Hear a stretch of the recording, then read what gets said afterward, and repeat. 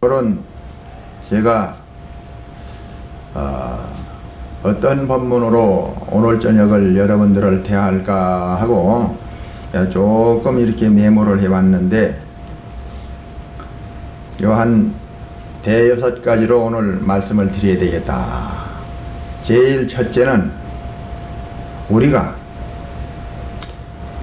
어떻게 살아야 하나. 잘 살다가 잘 가야 되는데 어떻게 사는 것이 잘 사는 것이며 어떻게 가는 것이 잘 가는 거냐, 어떻게 살아야 할 것인가.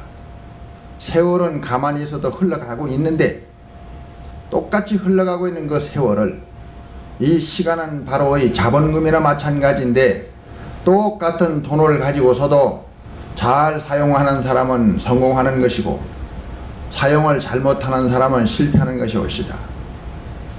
해서 우리는 어떻게 살아야 할 것인가. 나나 여러분들이 같은 심정으로 생각을 해야 될 것입니다. 지금까지는 어떻게 살아왔으며 현재는 어떻게 살고 있으며 남아있는 시간은 지금까지 살아온 것을 토대로 해서 경험으로 해서 후회 없는 인생을 살다가 멋지게 갈 줄 알아야 되겠는데 과연 어떻게 살아야 할 것인가.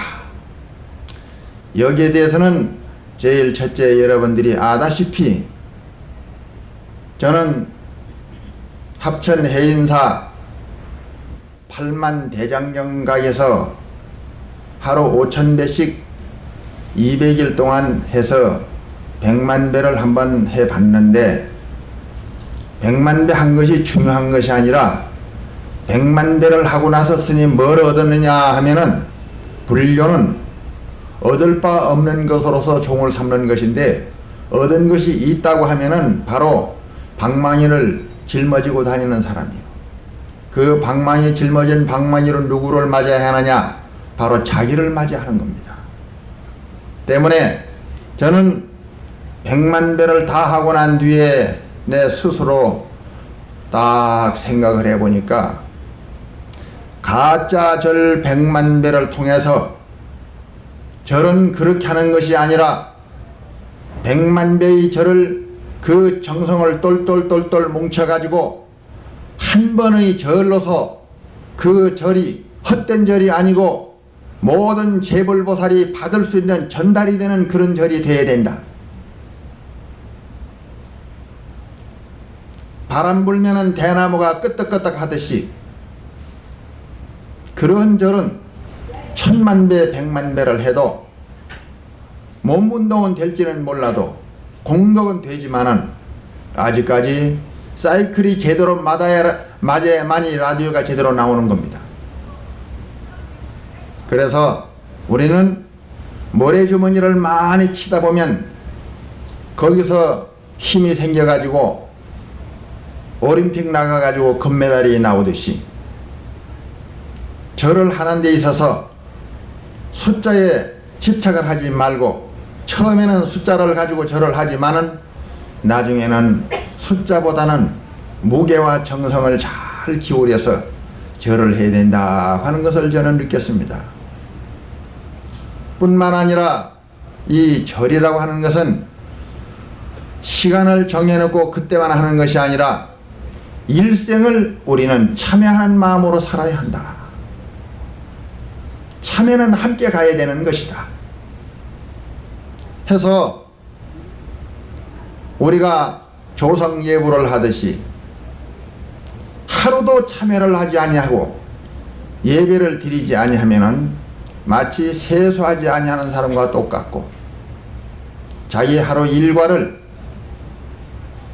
아무런 계획 없이 하루하루를 허송세월하는 사람과 같다. 이렇게 생각을 해야 될 것이고, 진정한 참여라고 하는 것은 참여의 본뜻이 뭐냐 하면은 첫째 하심이요, 둘째는 공경이다. 부처님께서 45년 동안 법문을 했다고는 하지만은 그 45년 법문 가운데 가장 많은 세월을 보낸 말씀이 뭐냐? 반야경 600보 사상 금강경인데 하심을 해라. 유상죽 중생이요 무상죽 불이니라. 나를 없애는 공부부터 먼저 하여라. 하심. 그래서 이 절이라고 하는 것은 오체 투제를 통해서 5가지 몸뚱이가 가장 낮은 사람이 밟고 다니는 땅바닥의 댐과 동시에 나의 가장 소중한 이 머리를 땅바닥에 대면서 상대를 받들어 존경하는 모습이 바로 이 절입니다. 그렇기 때문에 참여하는 사람이 아만통이 남아있다면 모습은 참여하고 있지만은 그 행동과 그 마음은 참여는 아직까지 멀었다. 콧대 높이지 말고 목에 힘주지 말고 거만 떨지 말고 모든 유무식을 막론하고 언제든지 볼 때 부처님으로 보는 그런 수행이 쌓아져야 된다. 모든 사람들을 부처님으로 볼 수 있는 마음, 며느리를 부처님으로 보고 거지를 부처님으로 보고 미운 사람을 부처님으로 보고 남편을 부처님으로 보고 시부모를 부처님으로 보고 아내를 관세음보살 부처님으로 보는 마음, 바로 이것이 참회다. 그래서 저는 오늘 여러분 이 시간에 자랑할 것은 없습니다만은 제가 이렇게 하고 있으니 여러분들도 공감한다면 같이 갑시다 하는 말 한마디 하고 싶어요. 저는 108참회 정도는 하루도 빠짐없이 이 생명 다하도록 내가 해야 되겠다고 하는 생각을 가지고 살고 있습니다. 사찰에 밤이 깊어서 사찰에 못 들어갈 때는 여인숙에 갈 때는 여인숙에서 수건을 깔아놓고, 혹은 호텔이나 모텔에 가면은 수건을 깔아놓고, 수건이 없을 때는 이불을 펴놓고 서라도 반드시 108참회를 올린다. 이 시간을 통해서 우리는 참회하는 마음, 이것을 일과로 탁 정해놓고 살 수 있다면 이것도 대단한 큰 수행이 될 것이다 하는 것을 말씀을 드리고, 두 번째는 우리가 신심을 가지고 살아야 한다. 신이 도원 공덕모라. 믿음이라고 하는 것은 도의 근원이요 공덕의 어머니가 되는데, 일체 모든 공덕을 탄생시키는 어머니가 되는 것이 바로 신심이기 때문에, 그러면 신심이 어떤 것을 신심이라고 하느냐? 시주나 잘하고 절에나 부절에나 다니고 공양을 잘 올리고 그러면 신심이 있는 거냐? 물론 그것도 신심이지만은 오늘 여러분들은 이 자리에서 분명한 신심을 알아야 됩니다. 제일 첫째, 신심이라고 하는 것은 참으로 이 부분은 명심해서 들어야 됩니다. 믿는 마음, 뭘 믿어야 되느냐? 마음이 바로 부처라고 하는 이것을 확실히 믿어야 돼요. 이것이 신심입니다. 만들어 놓은 부처보다는 여러분들이 이 주장자를 보고 있는 바로 이 자가 부처요, 이 소리를 듣는 바로 그 자가 부처다. 이것은 진불이요, 이것은 본래 면목이요, 바로 이것은 나의 주인공이요, 이것을 본 사람은 부처라 하고 이것을 사용을 하고 있으면서도 알 수 없고 모르는 사람은 중생이라고 한다. 심의 무불이요 심즉 시불이라. 마음 밖에는 따로 부처가 없고 바로 마음은 곧 부처고, 이거를 철두철미하게 믿는 거예요. 불교는 마음을 찾는 것이 불교입니다. 합장대를 하시고 한마디 한마디 따라해 보세요. 불교는 마음을 찾는 종교요. 마음을 찾는 종교요. 마음을 아는 종교요. 마음을 아는 종교요. 마음을 보는 종교요. 마음을 보는 종교요. 마음을 깨닫는 종교요. 마음을 깨닫는 종교요. 마음을 잘 사용하도록 가르치는 종교다. 마음을 잘 사용하도록 가르치는 종교다. 마음이 달라지면 마음이 달라지면 모습이 달라지고 모습이 달라지고 관상이 바뀌면 환상이 바뀌면 내 운명과 팔자도 바뀐다. 내 운명과 팔자도 바뀐다. 합장 내리세요. 이거를 확실히 믿어야 하는 겁니다. 이것이 신심입니다. 절 100개를 짓고 탑 1000개를 쌓는다 하더라도 마음이 부처라고 하는 이 사실을 제대로 믿지 못하고 있다면 그 사람은 수박을 먹고자 하는 사람이 겉으로만 혓바닥을 수박만 핥고 있을 뿐이지 칼로 수박을 따게 가지고 그 벌건 맛있는 수박을 맛보고 있지 않는 사람과 같은 것이다. 이 물을 좀 한 컵 넉넉히 생수를 주세요.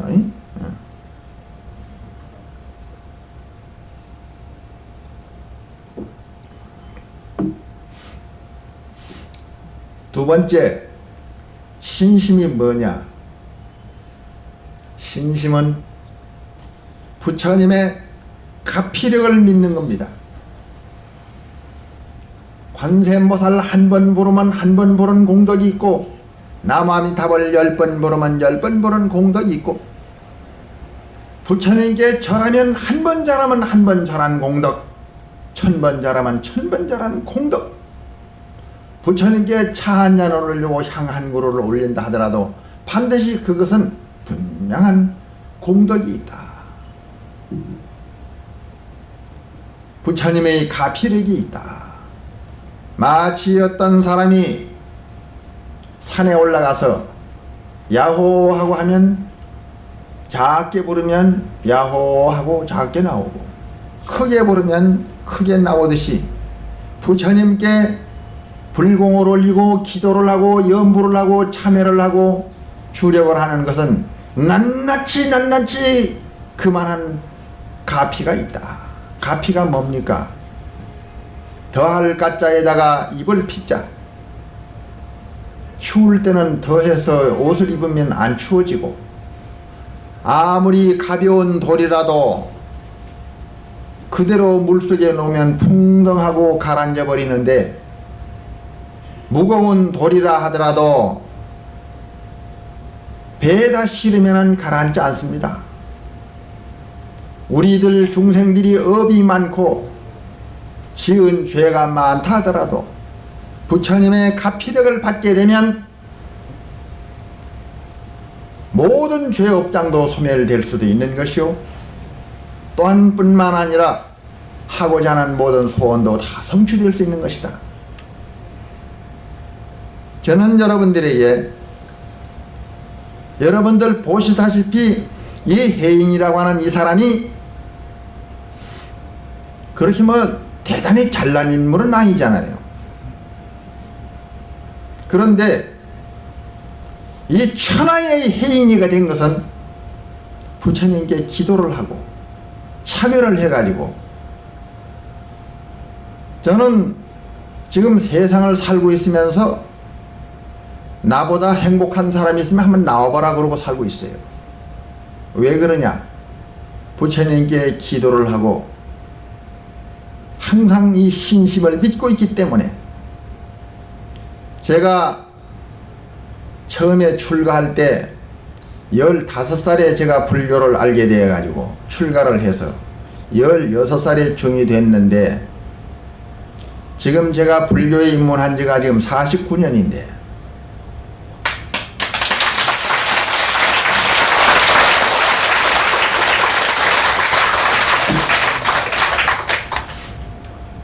그런데 처음에 절에 들어올 때에 양쪽 호주머니에다가 양말 한 컬레씩만 딱 가지고 그래 절에 들어와 가지고 사는데 제가 절에 와 가지고 딱 한 번 울어봤어요. 언제 울었냐면은 어머니가 그 15살 난 아이가 출가 승낙서에 도장을 눌러달라 그러니 매번 맹성맹성하면서 안 눌러주더라고요. 그래 계속 말씀을 드렸더니 나중에는 한숨을 쉬면서 도장을 눌러주시길래 그때 눌러주실 때 어머님이 하시는 말씀이 너 지금 가면 참 고생 많이 한다.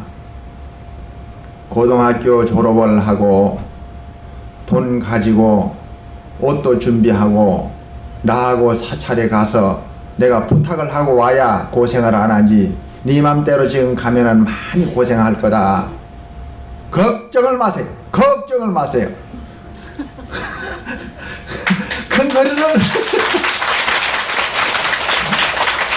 빵빵 치고 저를 들어왔는데 들어오고 나니 진짜 그게 아니더라고요. 만날 화장실 청소시키죠. 절에 들어와 가지고 그 고향주를 시키고 하는데 이 밥이 이게 밥 불 때다가 너막 졸아버려 가지고 밥이 자꾸 타버리는 거요. 그리고 불 때다 보니까 또 고무 신발이 뜨거워서는 깨보니까 그 불이 전부 다 그 밖으로 나와 가지고 그냥 전부 다 고무 신발에 탈라 그러고 있어요. 졸려서 그냥 새벽밥을 못 하겠어요. 그 몇 번 꾸중을 받다가 그 다음에 채공으로 바꿔주더라고요. 그 15살짜리가 그 채공을 하니 그거 얼마나 잠이 많아요. 그래가지고 귀때기도 워낙 많이 맞고 근데 이놈은 또 고향주놈하고 이거 나하고 또 지가 나보다 한 몇 달 먼저 들어왔다 해가지고 어떻게 나를 애를 먹이는지 내가 그냥 그만 동네 푸기고 그냥 이 군밤 얻어먹는 사람이야 항상. 그래 나중엔 중간에 어떻게 화가 나든지 그때 마침 국수를 삶은 날인데 어떻게 사람을 갖다 애를 먹이는지 그냥 국수를 그 광주에 삶아놓은 거를 그거를 그냥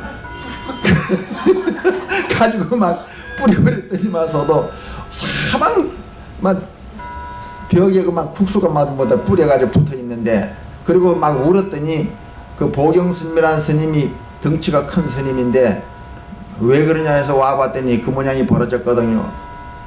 그래서 싸운 그 내용은 다 들어보지도 안 하고 국수 떨어져서 사방에 붙어있는 거 이걸 보더니마서도 눈을 부릅뜨면서 신주의 물건을 이따구로 했다면서 다 주워가지고 한 톨도 버리지 말고 다 주워가지고 말이야 시쳐가지고 그걸 다 먹으라는 거예요.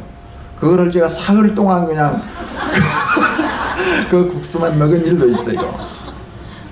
그리고는 저 강원도에 백운사라고 하는 절에를 또 갔는데 나이 16살 때 백운사 갔는데 그때에 그 백운사 절에 성일이, 도년이, 청옥이, 성호, 나 그 5명이 고만고만한데 제일 어린 게 성일이라. 그 성일이도 그 무슨 전생에 업이 많아서 왔는지 그러면 성일이가 9살인데 잠이 나보다 더 많아 이놈은.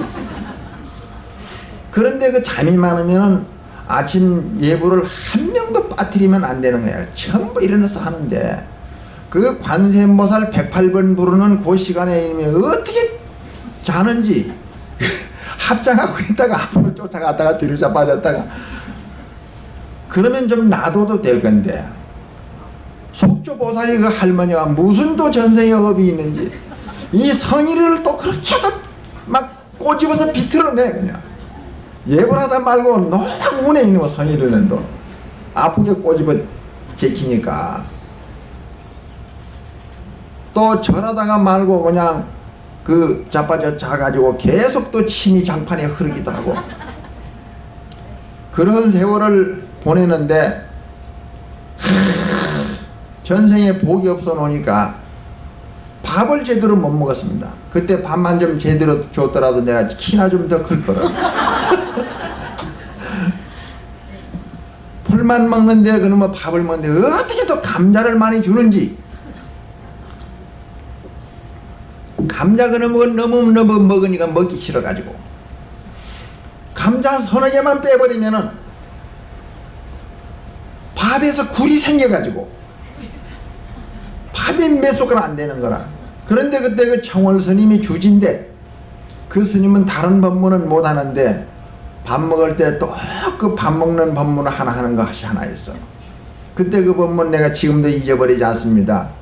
그 우리 5명 고만고만한 애들이 있으니까 그 성우 그분이 이제 20살이고 그 도년이 15살, 청옥이 18살, 나는 16살, 그 성일이 그거는 9살 이런데 그 밥 먹을 때는 떡 해가지고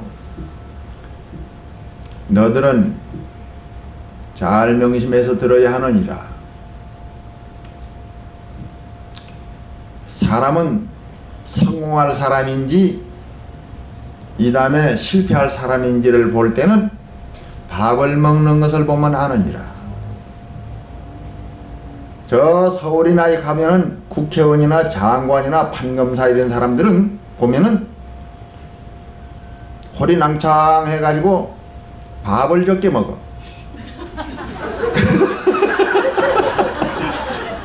그런데 지게 목발 두드리는 놈들은 모든 일을 기운으로 하기 때문에 이 밥을 많이 먹어야 똥을 많이 만들어내기 때문에 밥에 그 많이 먹어놓으면 그 장 속에 똥이 그득해가지고 똥이 그득하게 장에 많은 사람들은 그 나무나 하고 땔감이나 해가지고 힘이나 쓰는 사람들이요. 성공하는 사람들은 밥을 이렇게 먹는 사람들이니라.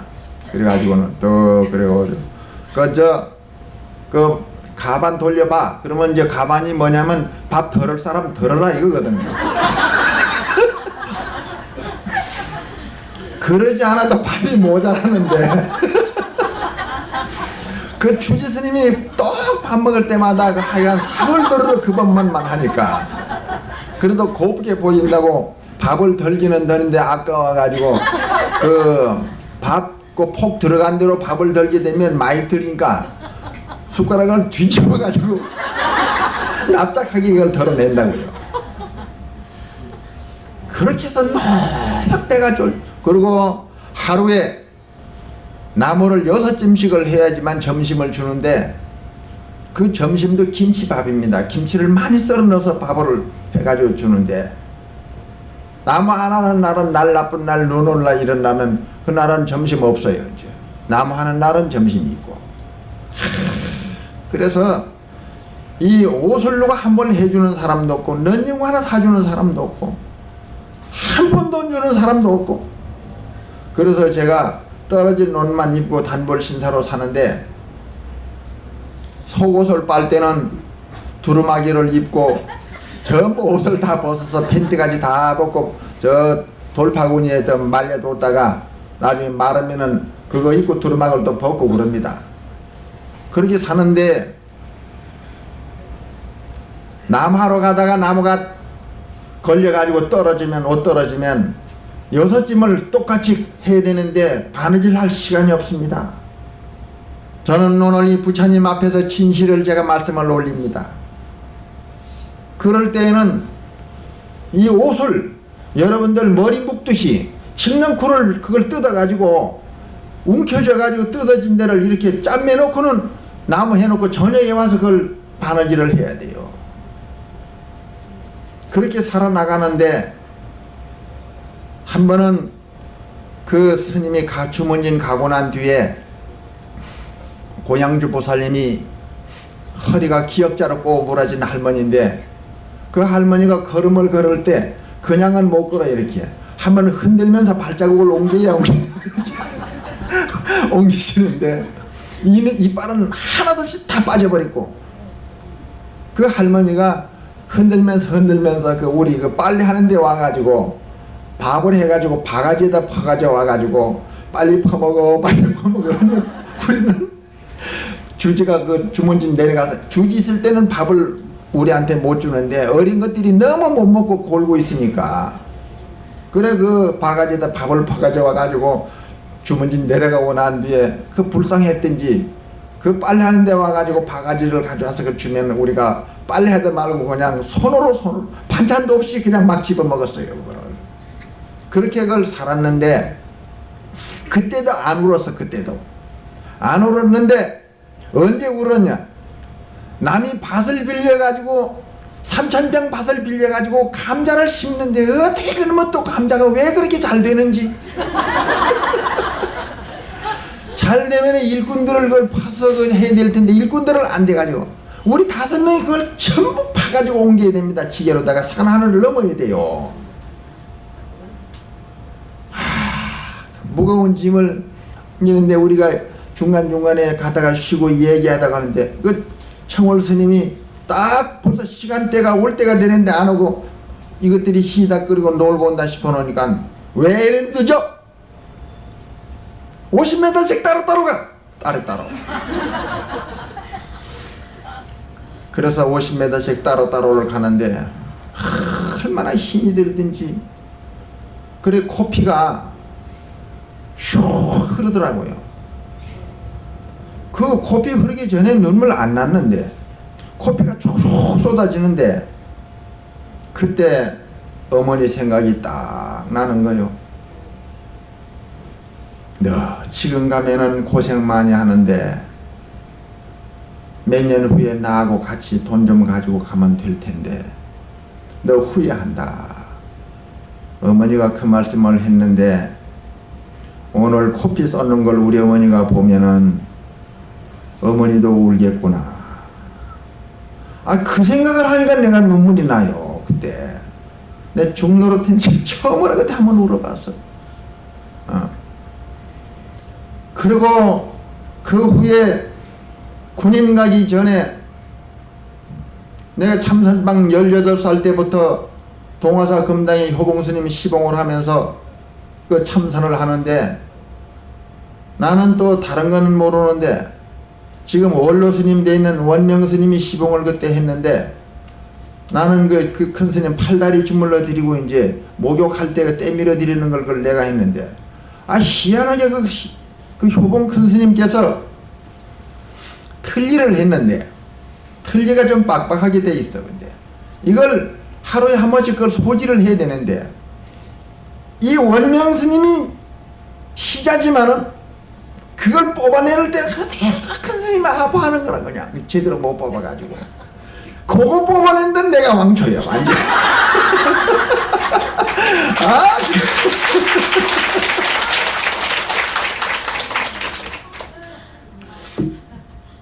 그거를 요래 딱 쥐가지고 이 기울면 안 돼. 이거를 정확하게 딱 돼가지고 요래 탁 떨구면 탁 떨어지는데 이거를 어느 거 먼저 하든지 나중에 하든지 이러면 안 되는 거예요. 같이 딱 해야 되는. 여기 묘제 기중인데 묘가 그 속에 들어앉아 있는데 내가 그걸 안 가르쳐 주거든.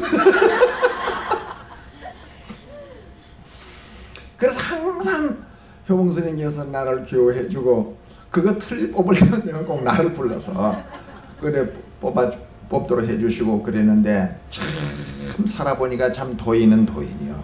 대단한 분이요. 그분에 대한 그 대단한 얘기들은 다음 시간에 제가 하기로 하고, 왜 제가 이런 말씀을 드리냐면은 그만큼 제가 처참하고 비참하고 가난하고 박복한 인생을 제가 전 세상부터 타고난 사람이다 이 말입니다. 복도 없이. 그래 그 후에 원래 묘관음사 향곡 큰 스님, 지금 돌아가셨지만은 성철 큰 스님, 향곡 큰 스님, 보문 큰 스님이 서로 참 삼총사를 이루었던 스님들인데 남방의 대선이식 19살 때 견성을 했다고 하는 향곡 큰 스님 밑에 가서 참선하러 들어갔는데 아직까지 결제가 멀었는데 너무 일찍 방부를 드리지 말고 좀 돌아다니다 오너라. 돌아다니다 오라는 데가 어디, 제가 어디 갈 데가 있습니까? 바랑을 도로 짊어지고 그 바랑 속에 일평생 살림살이는 그 바랑에 다 들어 앉아있는 거예요. 그것뿐이에요. 재산은 전부. 그때 당시 돈은 200원 밖에 없었어요. 전 재산이 200원. 그래서 어디로 가야 되나.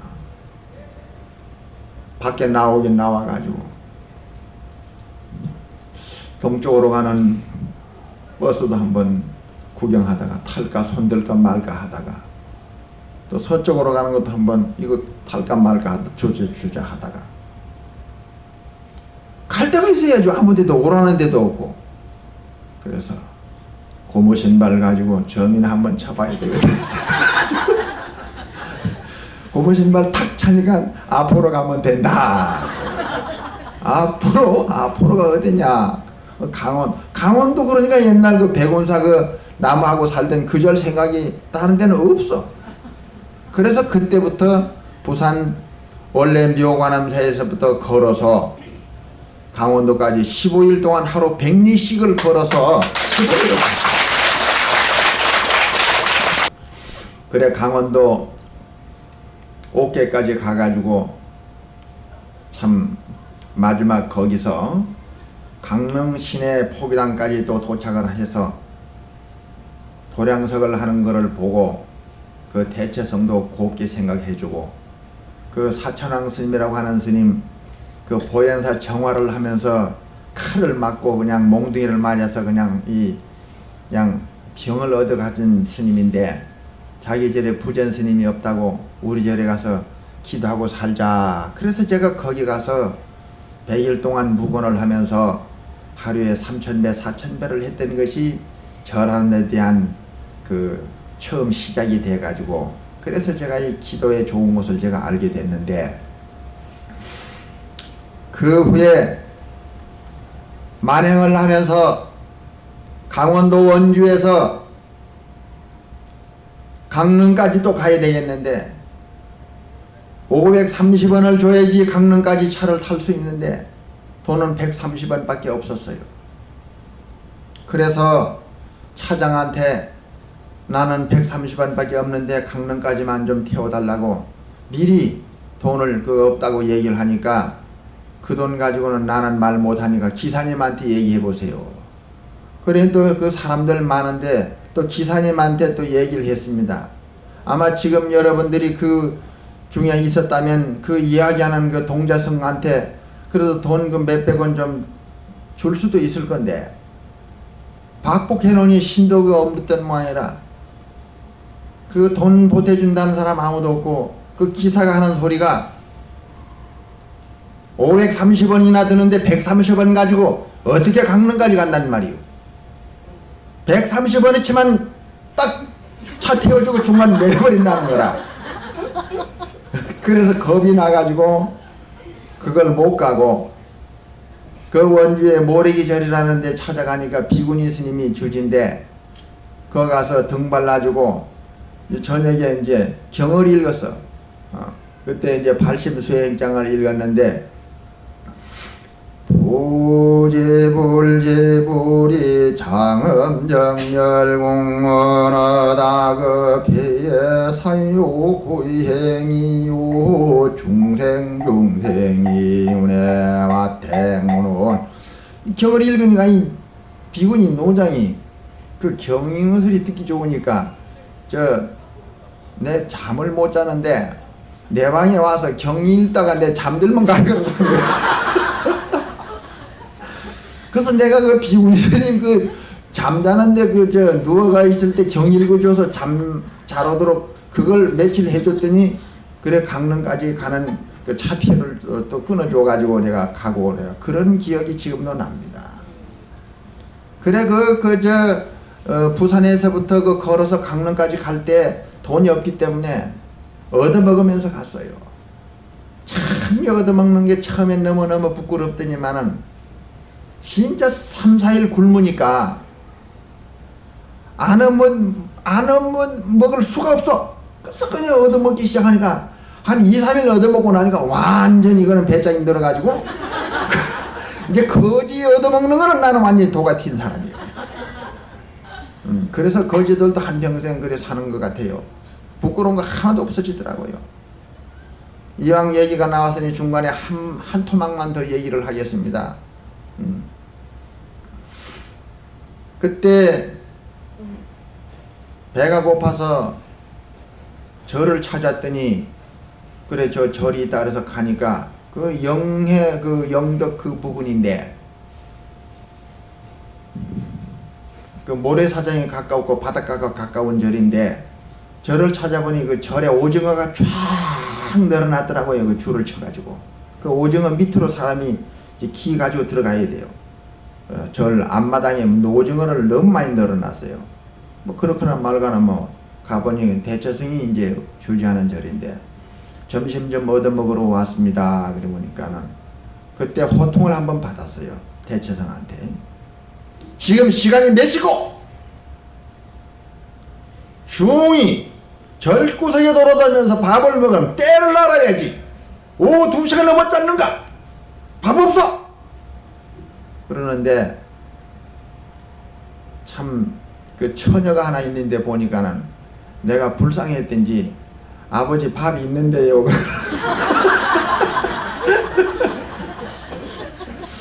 이게 그 장난이 맞아야 될 낀데 아버지는 없다는데 좀 그 딸은 밥이 있는데 잃어버리더라고요. 그 말 한마디 때문에 그 딸 되게 욕을 얻어먹었어요. 그 독살스러운 눈을 부릅뜨면서 밥 있으면 받아줘! 그러는데 그 아가씨가 밥을 퍼다 주는데 내가 그 밥을 탁하니 숟가락을 꼽으니까야 얼마나 밥을 꼭꼭꼭꼭 눌러놨는지 밥 숟갈이 안 들어갈 만큼 많이 눌러놨더라고요. 그래 나는 그 밥을 먹으면서 너무너무 고맙고 감사해서 눈물을 흘리면서 그 밥을 먹었습니다. 그래 나오면서 근데 그 그릇 씻으면서 그 아가씨가 한 번씩 나를 보더라고요. 내가 마음에 들었던지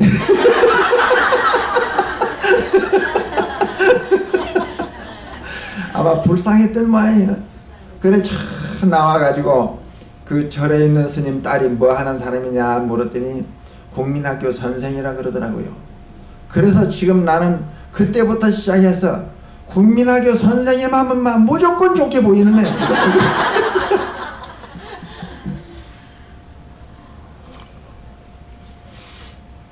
한마디만 더 하겠는데 그러고 나서 이제 또 가다가 이제 보니까 또 배가 고파가지고 빨래 소리가 따다락딱 나는 데가 또 있어요.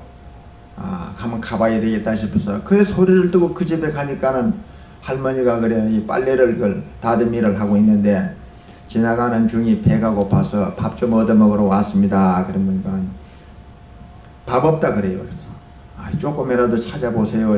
막 찾아보세요. 흙이 져가지고 좀 쓰러질 것 같습니다. 그러니까 우리 손자 먹을 밥밖에 없다고 학교 갔다 오면 손자 줘야 된다고.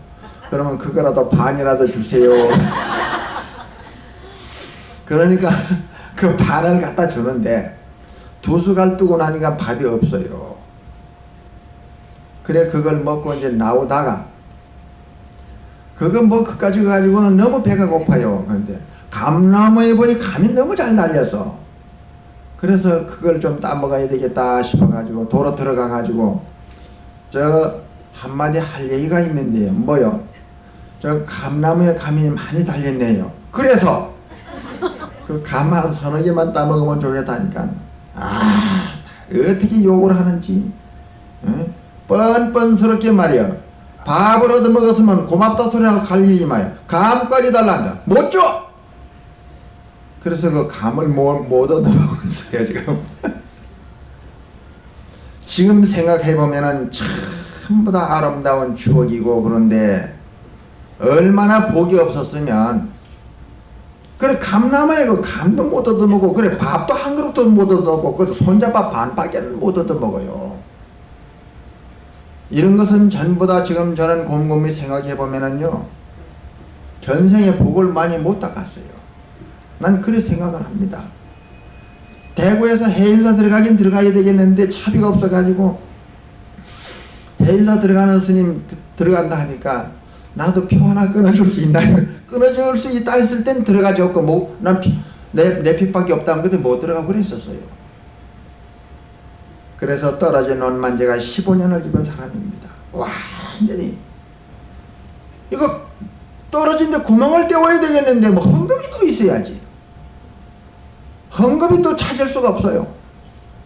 그래서 어떻게 살았느냐, 걸레를 깨끗하게 빨아가지고 말려뒀다가 그 괜찮은 걸로 좀 오래 가지고 그거를 갖다가 주머니 속에 짊어지고 다니다가 옷 떨어지면 그걸 또 제가 제법 많이 기어 입었습니다. 그러던 이 해인인데 부처님께 기도를 하고 주력을 하고 정성을 들이고 참여를 하면 모든 것이 복이 생기고 덕이 생긴다고 하는 이 말씀을 듣고 내 나름대로 열심히 기도를 하고 정진을 하고 살았어요. 그러고 나니까 이 돈 오는 발자국 소리가 들리는 것 같더라고요. 내 느낌에 그런 소리가 자꾸 들리는 것 같아요. 그러더니만서도 자신도 모르게 자꾸 신도님들이 생기고 그 노래 중에 이런 노래가 있잖아요. 한 번 보고 두 번 보고 이 혜인이가 이렇게 된 사람이야.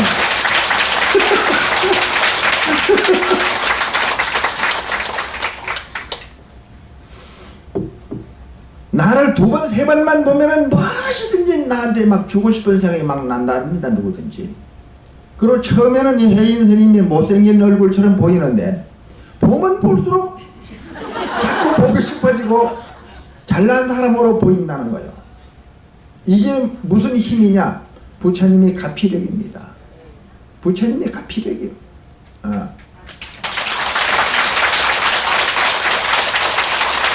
그래서 지금 이 대학 교수가 명강의를 하면은 한 번 강의하면 이 강사급들은 3만 원도 안 돼.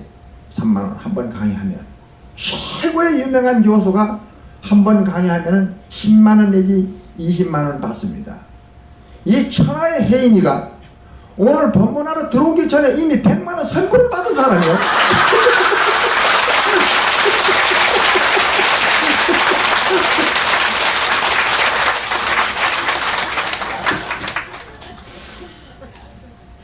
이거 노무현 대통령도 여기 와서 강의하라 그러면 절대로 여러분들 3번 절하 안 합니다. 누가 3번 절하겠어요?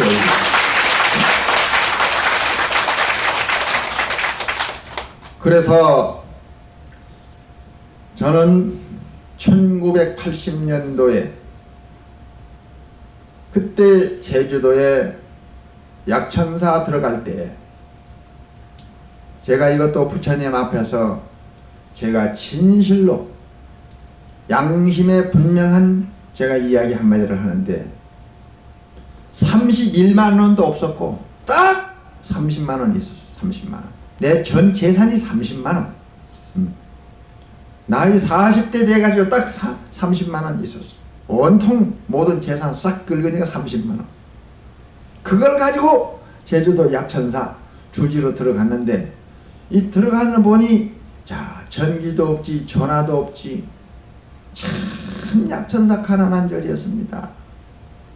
18평 스레트 법당에 3분의 1은 방 따게 가지고 방을 만들어 놨으니 그 얼마나 황당한 법당이겠어요. 18평짜리에다가 스레트 법당에다가 그 속에는 흙이 줄줄 떨어지는 데다가 탁자에는 포장 쳐놨고 종도 없고 화장실도 없어. 그래 그저 마산신도 하고 부산신도 하고 한번 오라니까 제주도 와보니 화장실은 있는데 돌만 이렇게 쌓아놨지 그 돌 구멍 사이로 전부 다 사람들이 보인단 말이에요. 거기다 화장실 속에 들어앉아서. 근데 위에 또 따까리가 또 없어. 거기 또 비가 올 때는 우산 가지고 화장실을 가야 되는 거라. 그래 우산 가지고 화장실을 갔다 이 사람들이 갔는데 바람이 부니까 뭐 우산이 자꾸 날아가려고 그러는 거예요. 또 가보니까 그러나 이제 그 비 맞기 때문에 화장실을 또 갖다 놓을 수도 없지. 자기들도 화장실 가려면 그래 준비를 하고 가야지. 어떻게 그냥 우산은 딱 깔아놔. 그래 갖다 놓으면 대고 둘이서 웃는 거라서요. 왜 웃었냐 그래 물었더니만서도 그 두 분이 하는 소리라요. 지금 그 두 분이 지금 다 살아 있는데 왜 스님이 이 화장지가 없는가 하고 생각을 해보니까 거기 약천산 물이 이제 또랑물이 잘 흐르고 있거든. 그래서 이를 보고 나서 흐르는 물에다가 앉아서 트위스트 침을 주게 되는 거야. 다 화장지가 따로 필요 없다. 이제 이래가지고 화장지 없다. 그 소리를 하면서 웃었다는 거예요. 자기네들이. 그렇게 가난하고 또 길이 없었어요. 밀감 달릴 때가 되면은 길이 없어가지고 남의 밀감밭으로 그 절을 들어가야 되니까 그 스님하고 주지스님하고 밀감 달릴 때만 되면은 싸우는 거예요. 문 닫아버려가지고 못 들어가고 해가지고. 나는 세상에 태어나서요 돈의 위력을 한번 느낀 사람이에요. 그래서 그거 신흥사 살인사건 나는 거를 보고 돈 많은 절 살인사건 나는 거를 보고 나는 내버린 절에 들어간다 그래서 아무도 안 사는 절 그걸 들어갔어요. 누가 200만 원 주고 들어가라 그 절 들어가라 하면 된다 그래가지고 그래 약천사를 들어갔습니다. 캐비넷이 없어가지고 30만 원 신도 회장 집에 맡겨놓고는 그래 들어갔는데 그래 들어가가지고서 사는데 전화가 없으니까 전화할 때는 그 부르고 공장까지 나와가지고 전화를 해야 되는데 이놈 아가씨가 좀 늦게 출근을 하게 되면 올 때까지 기다리는데 왜 그놈의 저 보로고 공장에 개가 그렇게 사납고 멍멍 짖는지 사람이 말이야 한 1년 동안 짖었으면 그만 짖을 만도 한데 갈 때마다 이놈을 짖어 갈 때마다 그냥 완전히 도둑놈 취급을 하는 거예요 그냥. 그래 그런 위험천만한 무서운 그런 개를 피해가면서 전화 한 통화를 빌렸으면서 그렇게 제가 그 전기도 없는 데서 그렇게 촛불 켜면서 내가 그래 살았는데 부처님이 가필에게 오기 시작을 하니까 희한하게 오기 시작하는 거예요 거기서 보니까. 그래서 열심히 기도를 하고 정진을 하는 순간에 1년에 5,000평씩을 땅을 사가지고 7년 동안 35,000평 땅을 사가지고 전기 없는데 전기를 넣고 전화 없는데 전화를 넣고 그래서 7년 동안에 35,000평 땅을 사고 70필지를 땅을 모두 사가지고 88년도에 그 약천사법 땅을 착공을 해가지고 8년 반 만에 오늘날 제주도 약천사 완전히 제가 낙성식을 집행했습니다.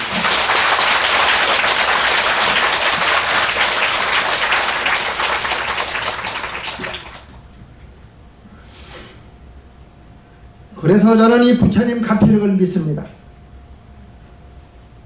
지금 단양 광덕사에 64만 평 땅을 사가지고 세계에서 제일 큰 법당을 지금 짓고 있는데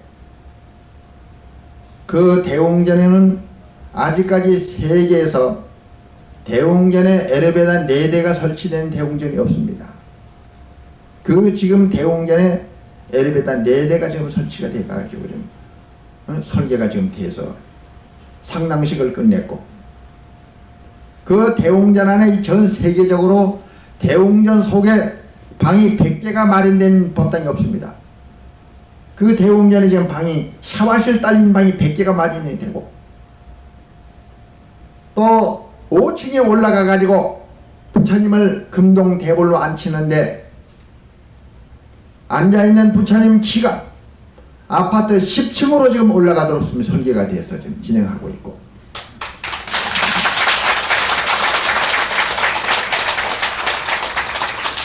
좌대로부터 문을 열고 부처님 어깨까지 올라가는데 108계단을 올라가야 부처님 어깨까지 몸통 속으로 올라갈 수 있도록 설계가 되어가지고 있으며, 이 세상에 부처님 법당, 단일 법당 속에 100만 불이 모셔진 법당이 없습니다. 제주도 약천사는 8만 불이 모셔지게 되고 이 광덕사에는 100만 불이 모셔지게 된다.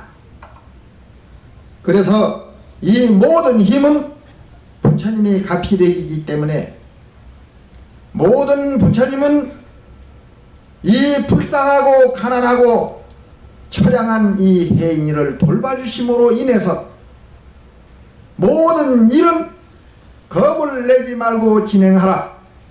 그대의 하는 일은 모두 다 될 것이다 하는 것을 나는 믿기 때문에 나는 돈 생각하지 않냐고 덥석덥석 일만 벌리면 이런 순풍에 돋는 모양으로 된다 이거예요. 바로 이것이 가피력이기 때문에 이 가피력은 어느 누구의 것도 아니다. 여러분들도 정성을 들이고 기도를 하면 전부 다 부처님의 가피력을 받을 수 있다 하는 이런 얘기.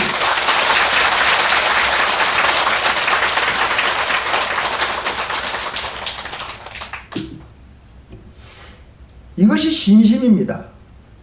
마음이 부처를 믿는 것, 부처님의 가피력을 믿는 것,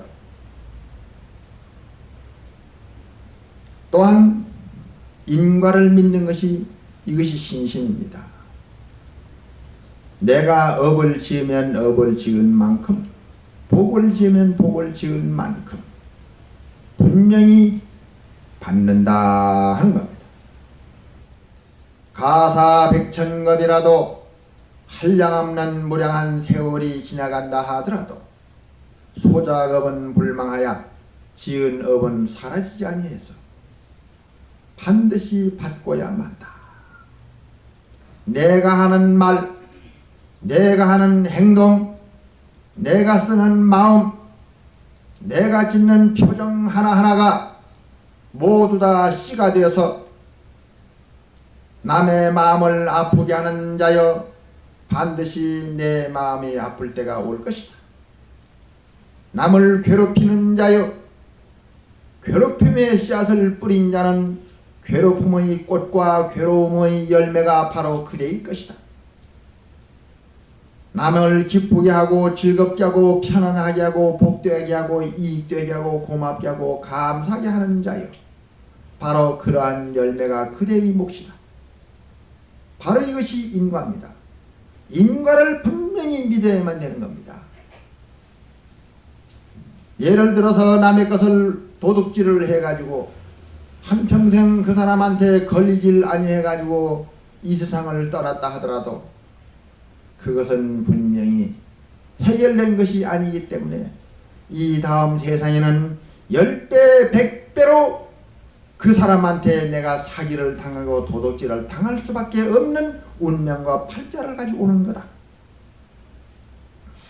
부처님이 인과의 법문을 말씀하시기를 얼마만큼 분명하냐 하면은 어떤 사람이 명의가 돼서 침 한 방만 넣으면 다 나서 누구든지 간에 모든 병을 다 고쳤는데 얼마나 공덕이 많습니까? 돈도 안 받고 다 고쳐줬어요. 그런데 저성에 가가지고 이제 계산서를 뽑을 때 보니까 돈 안 받고 병을 고쳐준 공덕은 공덕대로 남아있는데 한쪽에 보니까 업장이 있어 보니까 뭔가 자세하게 뒤다 보니까 침을 놓을 때 남 살을 따끔하게 아프게 한 과보는 따로 나 계산이 되어 있더라. 이마만큼 인과는 분명한 것이다. 때문에 우리는 항상 말을 조심하고 행동을 조심하고 남의 공것은 영원한 공것이 아니다. 공거 좋아하면 안 된다. 공거 좋아하는 사람들은 언제든지 손 벌리는 사람들은 계속 빌어먹을 일밖에는 없어요. 항상 보시를 해서 공거를 좋아하지 말고 정정당당하게 땀 흘려 노력을 해가지고 남한테 보탬이 되는 일을 해야 된다. 목욕탕에 가서 3,500원어치 표를 끊고 목욕 물을 쓰게 될 때는 2,000원어치나 2,500원만 써야지 5,000원어치를 썼다면 1,500원어치는 그건 도둑질한 사람입니다. 빚진 사람입니다. 때문에 언제든지 남을 손해나게 하지 말아야 할 것이요 남을 분하고 억울하게 슬프게 하지 말아야 될 것이다. 이것을 우리가 철두철미하게 믿어야 된다. 어떻게 살아야 하나? 이렇게 살아야 한다 이 말이에요. 두 번째, 무엇을 남기고 가야 할 것인가? 이 세상에 왔으면 남기고 가야 되거든 사람이. 그래서 너무 허무하잖아요. 뭐 남기고 가야지. 어떻게 이 세상에 무엇을 남기고 가야 하나? 우리는 신중하게 생각을 해야 됩니다. 오기 어려운 이 사바세계, 사람 몸 받고 부처님 법 만나기가 어려운데 이 어려운 부처님 법을 만나고 사람 몸을 받았을 때 추생몽사 꿈결같이 그냥 이 세상을 그대로 허무하게 지나가 버린다면 너무 아쉽잖아요. 뭔가 남기고 가야 되는데 어디에다가 무엇을 남기고 가야 될 것인가? 이걸 우리는 생각을 해봐야 됩니다. 만해 한용운 스님께서 양산 통도사에 오셨다가 가시는 길에 통도사 주지 스님이 만해 한용운 큰 스님께 말씀을 올립니다. 큰 스님, 스님 같으신 분이 이 통도사에 왔다 가시는 것은 참으로 영광이로소이다. 여기 만해 한용운하고 큼직하게 글씨를 한 장 써주신다면 저 넓은 바위돌에다가 새겨가지고 기념하고자 합니다. 왜 내 이름을 거기다 새기려고 그래요? 스님께서는 3.1 운동의 33인 중에 1인이요 문학가요 정치인이요 큰 스님이고 그리고 우리 한국의 정신적 지도자이시기 때문에 크게 한번 희호를 날려주십시오. 그러니까 그 스님께서 하시는 말씀이 어찌하여 내 소중한 이름을 저 자연의 바위에다가 흠집을 내서 지나가고 지나오는 사람에게 입에 오르내리게 할까 보자. 차라리 이름을 새긴다면 3천만 민족의 머리와 가슴 속에 내 이름을 새기고자 하노라. 참 좋은 말씀. 우리는 이 세상에 와가지고 내 남편이라고 하는 분에게 그 머리와 가슴 속에 어떻게 이름이 새겨져가 있을까?